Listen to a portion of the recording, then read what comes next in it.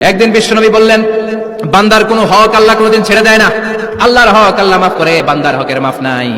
যদিও আমি নবী, আমার উপর যদি কোনো হক থাকে বলো, আমি দিয়ে দেব। কোন সাহাবী দাঁড়ায় না। এক সাহাবী দাঁড়িয়ে বললেন, নবী, যুদ্ধের ময়দানে চাবুক চালানোর সময়, লাঠি চালানোর সময় এক কাফেরকে মারতে যেয়ে আপনার লাঠির বাড়ি আমার পিঠের মধ্যে পড়েছে।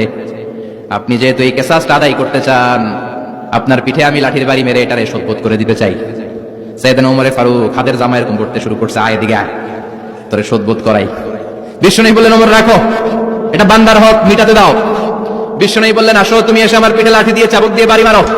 সাহাবী বলে, ও নবী, তখন দুর্ভিক্ষের সময়ের যুদ্ধ ছিল, আমাদের গায়ে জামা ছিল না। যখন আপনি আমার চাবুকটা পিঠের মধ্যে মেরেছেন, আমার পিঠে তখন জামা ছিল না।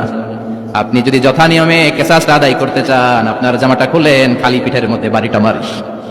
এবার ওমর ফারুককে ধরে গে, এদিকে আয়, তোরে দেখাইতেছে। বিশ্বনবী বললেন, ওমর থামো, মারতে দাও। বিশ্বনবী উনার জুব্বাটা উপরের দিকে উঠালেন, পিঠের মধ্যে বাড়ি দেওয়ার জন্য ওই সাহাবীকে ডাকলেন। ওই সাহাবী বিশ্বনবীকে পিছন দিক থেকে জড়িয়ে ধরে ওই মোহরে নবুয়তের মধ্যে চুমু দিয়ে ফেলেছে।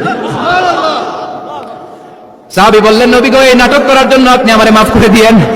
আপনি বিশ্বনবী, উদম গায়ে আপনারে দেখা যায় না, খালি গায়ে আপনারে দেখা যায় না। শুনেছি আপনার পিঠের মধ্যে মোহরে নবুয়ত আছে।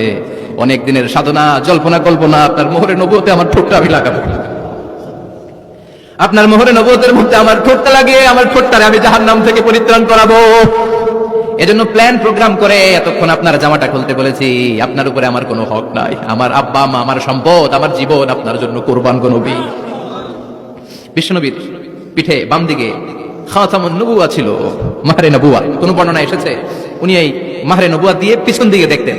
বিশ্বনবী যখন নামাজ পড়তেন উনি বলতেন, ইস্তাকিমু ওয়া আ'তাদিলু ইয়ারহামুকুমুল্লাহ, কাতার সোজা করো, ফাঁকা জায়গা বন্ধ করে দাও, কারণ আমি সামনে যেমনি দেখি পেছনেও তেমনি দেখি।